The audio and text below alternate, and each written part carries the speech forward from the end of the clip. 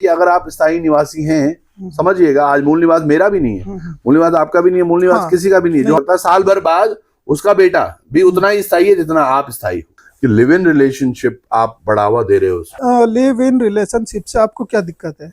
Single mother आप सुनते हैं, बहुत सारे केसेस। ये एक तरह से मुस्लिम के जो संस्कृति है उस पर लगाम लगेगा। बहु विवाह है, हाँ। 4 शादियों का, ये तो बंद होगा। पॉइंट ये समझा ही नहीं पा रहे हैं कि इसका एक्चुअल फायदा क्या है। केंद्र का मामला नहीं है, ये वोट बैंक का मामला है। आप ये समझिएगा, सुनिए ना सर, आप तब का कोई खुश नहीं है। आपके यहाँ मैं अगर मानता हूँ 21 में से 1000 लड़के अगर आज बेरोजगार हैं, ठीक है, तो हिंदुओं में कम से कम 10,000 लड़के बेरोजगार हैं। आम आदमी को कोई फायदा नहीं हो रहा है, सरकार को फायदा होगा। कांग्रेस की तो सर बात ही छोड़ दीजिए ना उत्तराखंड में, कि फायदा किसी को नहीं हो रहा, नुकसान भी तो नहीं हो रहा। उत्तराखंड में आजकल यूसीसी को लेकर चर्चाओं का बाजार गर्म है। उत्तराखंड में क्या, पूरे देश में ही है, पूरे देश में यूसीसी को लेकर के चर्चाएं हो रही है। और ये सामने बात आ रही है कि उत्तराखंड राज्य पहला राज्य बन गया है जो यूसीसी को लागू कर रहा है। इसका श्रेय धामी सरकार ले रही है। और इसी बीच कुछ विरोध के स्वर भी मुखर हो रहे हैं। आइए हम जानते हैं कि जो ये विरोध हो रहा है ये क्यों हो रहा है, और इसी को लेकर के आज हमारे साथ मौजूद है पत्रकार कह लीजिए या राजनीतिज्ञ कह लीजिए, क्योंकि पत्रकार मैं इसलिए बोल रहा हूँ कि इन्होंने बहुत समय, लंबे समय तक पत्रकारिता करी है और बड़े अच्छे मुकाम पे रहे हैं।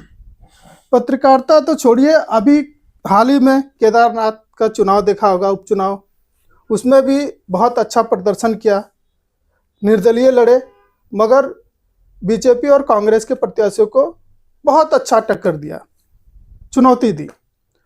तो मैं इनसे जानने की कोशिश करता हूं, इनके अभी 2 दिन पहले वीडियो जारी करके विरोध जताया था। आइए जानते हैं कि इनका क्यों विरोध है। तो सर सबसे पहले तो स्वागत है आपका। बहुत बहुत धन्यवाद, प्रणाम अफरोज भाई आपका।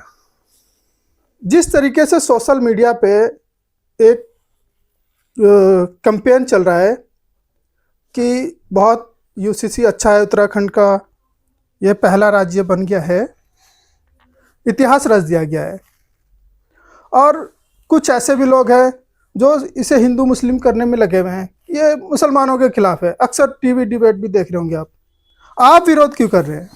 इतिहास, जहां पर आपने बात की वहीं से शुरुआत करते हैं।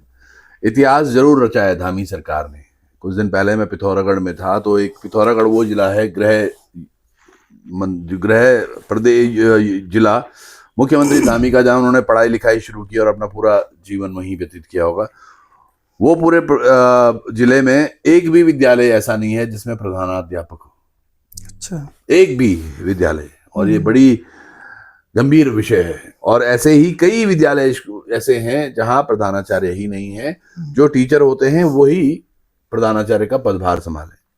सड़कें नहीं है, रोजगार नहीं है, तमाम चीजें नहीं है। एक बड़ी चीज आकलन में आई कुछ दिन पहले की, एक रिपोर्ट में देख रहा था कि आज उत्तराखंड में 40% लोग इन्फ्लेशन मतलब बढ़ गए हैं वोटर, जिसकी चिंता के लिए तमाम उत्तराखंड एक और है और बात कर रहा है कि मूल निवास भू कानून चाहिए। इसके लिए मुख्यमंत्री ने वादे भी किए, तमाम मीटिंगें भी करी, बड़े बड़े जगह बोला भी मूल निवास भू कानून हमारी प्राथमिकता है, ये है वो है। बल्कि मैं जो इनका 2022 का घोषणा पत्र था उसमें भी इन्होंने जगह जरूर दी थी कि मूल निवास भू कानून पर हम चिंता करेंगे और जल्द ही एक विधेयक ऐसे पास।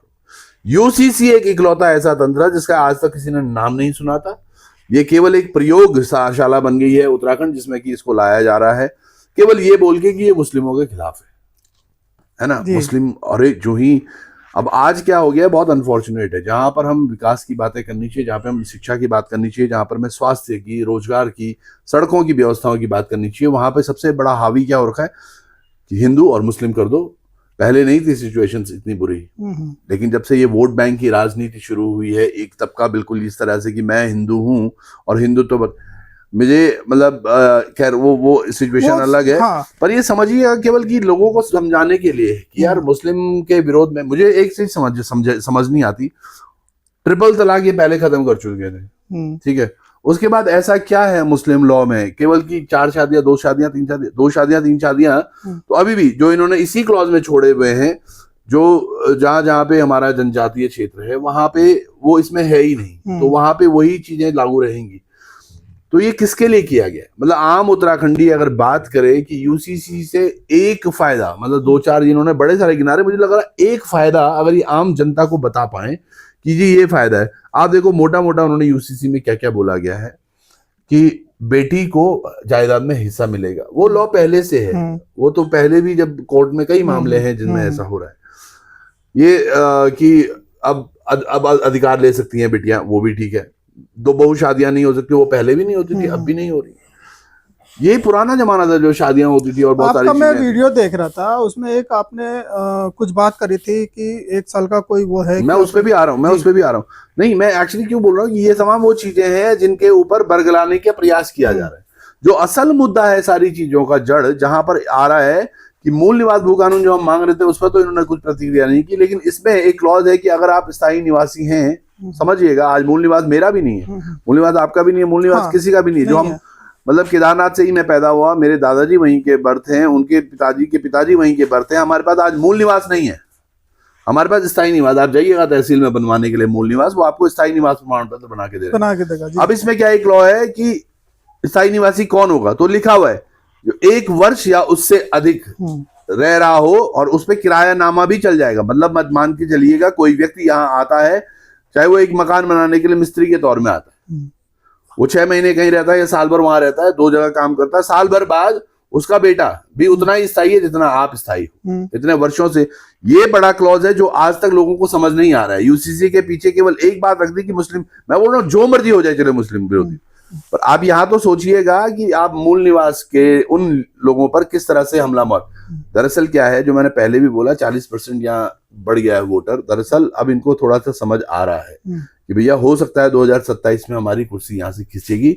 इसके लिए बढ़िया प्रयास ये है कि हम यहाँ वोटर्स को अधिक से अधिक भरें और उसके बाद ये हमारे वोटर्स होंगे और हमारे लिए, क्योंकि जैसे कई सीटें हैं देहरादून की लगती हुई, एक सीट ऐसी भी है जहां पर एक विधायक कई वर्षों से जीतते आ रहे हैं और इस बार वो 65,000 वोटों से जीते हैं, 65,000 से जीते।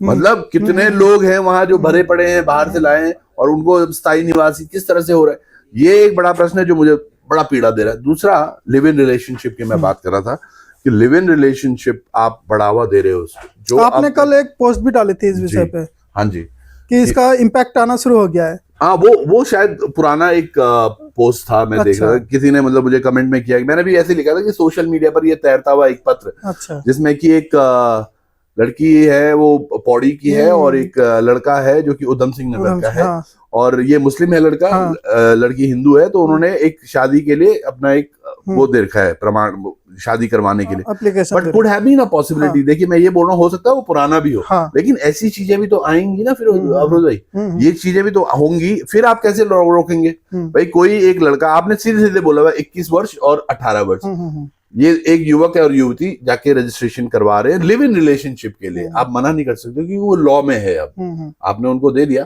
फिर तो वो घर वालों की मर्जी के खिलाफ सामने ही रहेंगे आपके घर के। लिव इन रिलेशनशिप से आपको क्या दिक्कत है? अरे हमें दिक्कत नहीं है भैया, हमारा ये कल्चर नहीं है, हमारी संस्कृति नहीं है। ये यूएस यूके में कभी होता था, आज वो भी उसका परिणाम पता कितना दुस्वप्न है। सोचेगा जो एक लड़का लड़की आज लिव इन में तो चले गए, 2-3-4 साल बाद टूट गई। देखो यही शादी में भी होता है, शादी चल रही थी टूट गई, लेकिन यहाँ प्रोसेस है डिवोर्स का। यहाँ प्रोसेस है केवल एक, आपने एप्लीकेशन दी कि हम अब साथ नहीं रह रहे हैं, ठीक हो गया, ये चले गए, वो भी चला गया। यहाँ डिवोर्स हो गया, वो लड़की के बाई चांस डिवोर्स के बाद एक बच्चा है, यहाँ भी एक बच्चा हो जाता है लिव इन टूटने के बाद, ठीक है। ये बच्ची जो है, ये लड़की जो है, ये एक बिन ब्याही माँ है।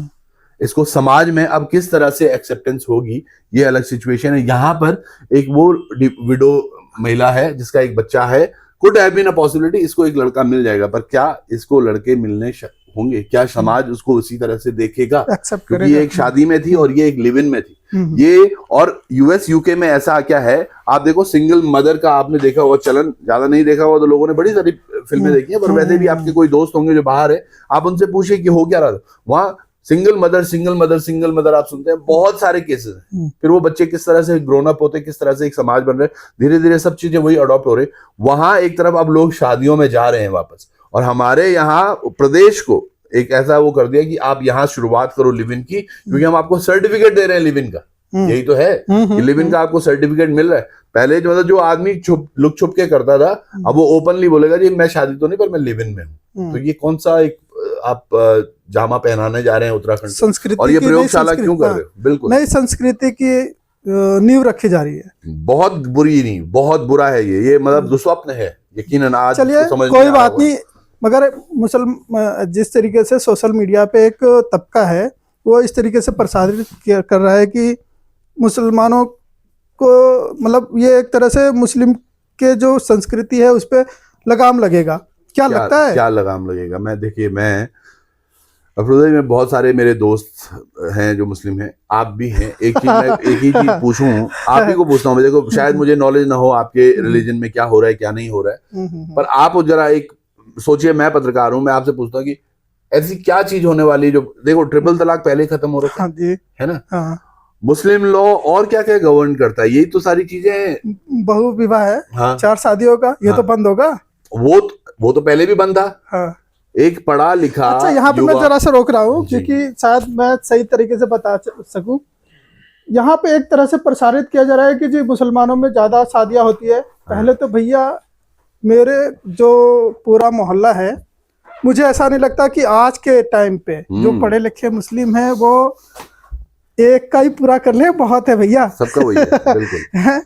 और चलिए मैं आज की बात करूं तो आज भी कई ऐसे नेता मिलेंगे, नेता क्या और भी बहुत से लोग मिलेंगे जो कि ऑफिशियली का मतलब कि जो कि संस्कृति के तौर पे एक शादी तो कर रखी है, मगर उनके बाहर भी कई चक्कर हैं। मतलब चक्कर बोलूं, हो सकता है उन नेताओं को प्रोटेक्शन देने के लिए लॉ बनाया हो। हाँ, तो अब मुस्लिम की बात करें, चलिए ठीक है, उसमें भी आपने बहु विवाह मना कर दिया, कल को इनमें भी देखने को मिल जाएगा, तो इसमें अब संस्कृति कहाँ बच रही है? ये तो और भी चीजें खराब हो रही है। मैं वही तो बोल रहा हूँ। चलिए एक चीज है बहु विवाह, मतलब एक को डिवोर्स न देके दूसरी शादी करना। तो अब तक ट्रिपल तलाक वो तो पहले ही बंद हो गया था। मैं ये मान के चल रहा हूँ अभी भी ऑप्शन तो है ना, बाई चांस अगर किसी लड़के को शादियां करनी हो तो वो पहले से डिवोर्स लेके दूसरे से शादी करेगा। दूसरे से क्या अब आदमी मतलब एक ही शादी करेगा आजीवन?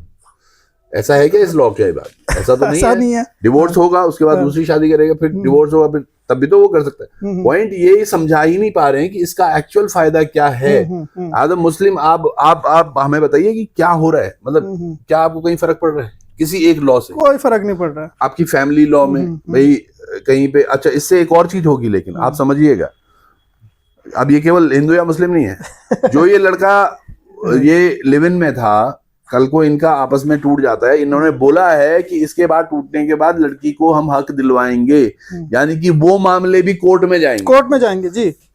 पहले क्या था? पहले केवल फैमिली मैटर्स थे कोर्ट में, अब लिव इन वाले मैटर्स भी हो जाएंगे। अच्छा सबसे बड़ी बात है फैमिली मैटर्स काफी, क्योंकि फैमिली इन्वॉल्व होती है तो डिवोर्स ऐसा नहीं है बहुत ज्यादा तादाद पे होते हैं, कम होते हैं, लेकिन लिव इन के बाद जब टूटने शुरू होंगे रिश्ते, तो एक जगह जहां एक दिन में अगर 50 केस आ रहे हैं, हो सकता है यहाँ 500 केसेस आने शुरू हो जाए। तो ऐसे में जो कोर्ट की जो हियरिंग थी उनमें कितना टाइम लगेगा, कितने लोग कोर्ट पहुंचेंगे, उसके बारे में क्या हम प्लान है, किस तरह से हम चीजें कर रहे हैं, किस तरह से नहीं कर पा रहे, ये बड़ी बात है। हाँ ये एक चीज बहुत अच्छी है कि भाई शादियां रजिस्टर्ड होनी चाहिए, वो तो पहले से भी हो रही हैं। ऐसा कौन सा चीज है जो आपने नया इसमें क्लॉ किया, वो मुझे तो समझ नहीं आता। यूनिफॉर्म सिविल कोड एक ये दर्शाता है कि सभी समान नागरिक है। अभी आपने एक बात कही कि भैया ठीक है, फिर जनजातियों को क्यों छोड़ा? अभी हमारी भी कुछ बात हो रही थी आपस में पत्रकारों की, तो ये सामने आया है कि ये केंद्र का मामला है, इसलिए जनजातियों को छोड़ा गया है, क्योंकि इसमें केंद्र का मामला नहीं है, ये वोट बैंक का मामला है। वोट बैंक का मामला है। आप देखो ना, अभी उमेश और कुमार प्रणव की लड़ाई हो रही है। एक व्यक्ति जो बंदूक लेके आता है, दूसरे के यहाँ गोलियां चलाता है, तमाम चीजें होती है, उसको आप जेल डाल दिया। लेकिन भारतीय जनता पार्टी क्या ये तथाकथित तौर पर आज उसको निष्कासित कर पा रही है? नहीं। क्यों? गुज्जर समाज, देखिए कितनी अच्छी बात है गुज्जर समाज में, मैं तो यकीन बोलूंगा जय गुज्जर, क्या तरीके से उन तमाम लोगों ने एक साथ इकट्ठे हो गए। वो उनको पता है उनका व्यक्ति गलत है, लेकिन फिर भी एक साथ एक मुक्त खड़े हैं। वो एक यूनिटी दिखाई है उन्होंने कि हम लोगों में वर्चस्व है। और उन्होंने वहां एक चीज भी बोली कि अभी दिल्ली में इलेक्शन है, अगर इसके ये केसेस वापस नहीं लिए जाते तो ये बड़ा होगा, और इसलिए दामी सरकार आज फिर चुप है। यानी कि केवल आपका प्रोपेगेंडा ही इलेक्शन है। कहीं गोलियां चले, कुछ भी हो जाए, लेकिन नहीं, आप शांत रहेंगे क्योंकि इलेक्शन ना आपके इम्पैक्ट हो जाए।